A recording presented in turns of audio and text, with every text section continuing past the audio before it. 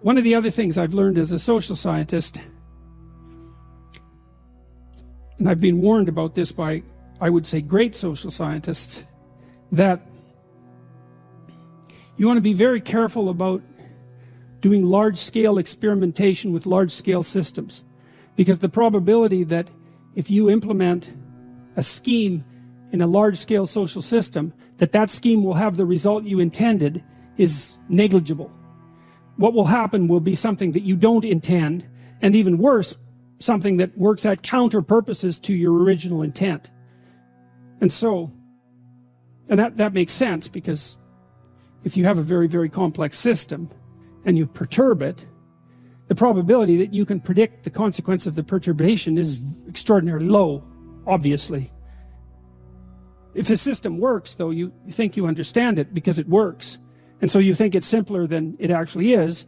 And so then you think that your model of it is correct. And then you think that your manipulation of the model, which produces the outcome you model, will be the outcome that's actually produced in the world.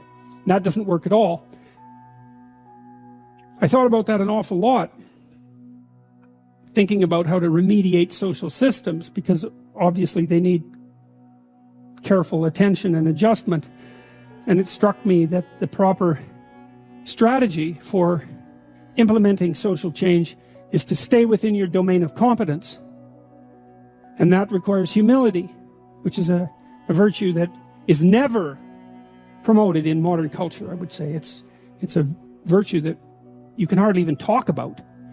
But humility means you're probably not as smart as you think you are, and you should be careful.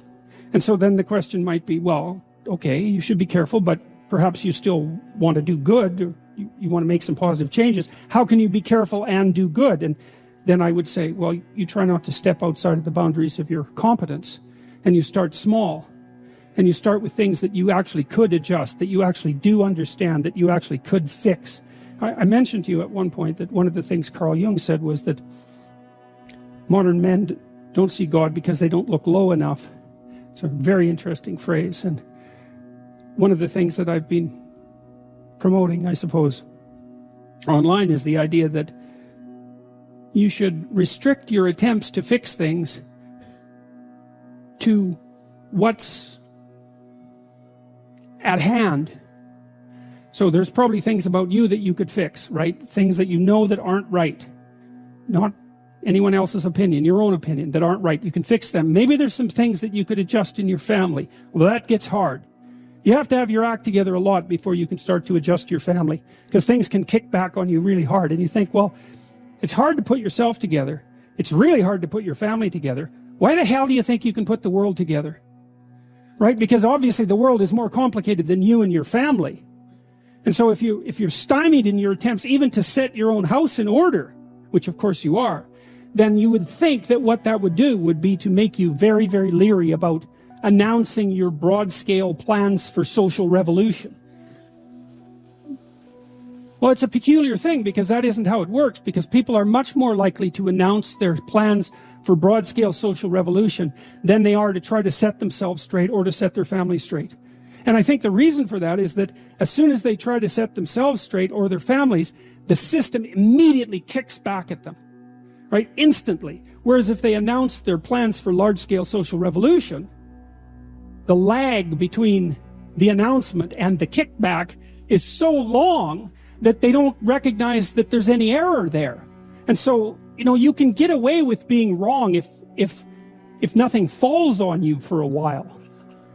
And it's also an incitement to hubris, because you can announce your plans for large-scale social revolution and stand back and you don't get hit by lightning, and you think, well, I might be right, even though you're not. You're seriously not right. I might be right. And then you think, well, how wonderful is that, especially if you could do it without any real effort. And I really do think, fundamentally, I believe that that's what universities teach students now. That's what they teach them to do. I really believe that. And I think it's absolutely appalling.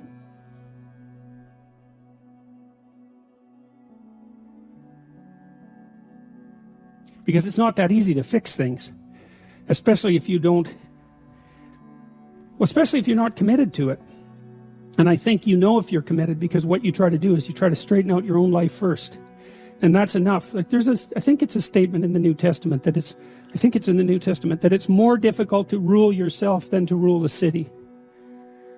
And that's not a metaphor. It's like all of you who've made announcements to yourself about changing your diet and going to the gym every January know perfectly well how difficult it is to regulate your own impulses and to bring yourself under the control of some, what would you say, well-structured and ethical, attentive structure of values.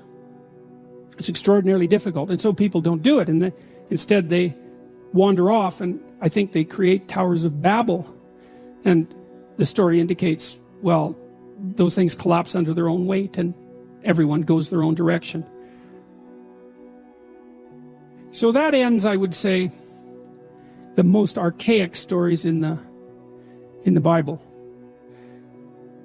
There's something about the flood story and also the Tower of Babel. I think they outline the two fundamental dangers that beset mankind. One is the probability that blindness and sin will produce a natural catastrophe or entice one. That's something modern people are very aware of in principle, right? Because we're all hyper concerned about environmental degradation and catastrophe.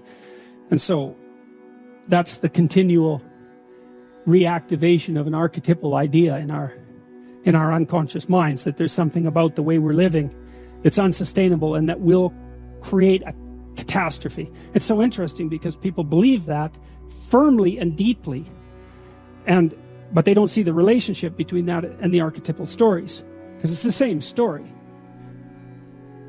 Overconsumption, greed, all of that is producing an unstable state, and nature will rebel and take us down, right? You hear that every day in every newspaper and every TV station. It's broadcast to you constantly. And so that idea is presented in Genesis, in the story of Noah. And then the other warning that exists in the stories, one is beware of natural catastrophe that's produced as a consequence of blindness and greed, we'll say. The other is beware of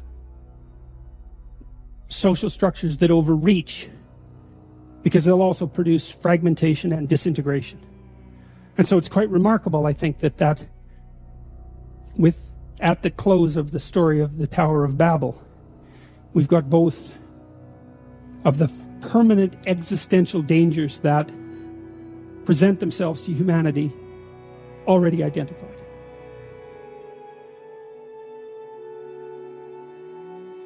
What seems to go along with that is something like truth in conception and action. You know, even people like Jacob, who are pretty damn morally ambivalent to begin with, get hammered a lot by what they go through. And what seems to happen is that they're hammered into some sort of ethical shape, right? So by the midpoint of their life's journey, there's people who are solidly planted, who you can trust and who don't betray being or themselves or their fellow man. And so it's an interesting,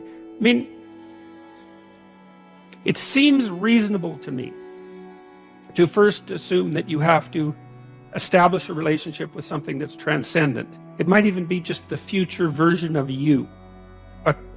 And then second, that you have to align yourself with reality in a truthful manner, and that's your best bet. And the biblical stories are actually quite realistic about that too, because they don't really say that if you do that, you're going to be instantly transported to the promised land. Like even Moses, as we'll find out in the Exodus stories, he never makes it to the promised land. And so it's not like you're offered instantaneous final redemption if you move out forthrightly into the world, establish a faithful relationship with being, and attempt to conduct yourself with integrity. But it's your best bet, and it might be good enough. And even if it's not good enough, it's really preferable to the alternative, which seems to be something closely akin to hell, both personal and social.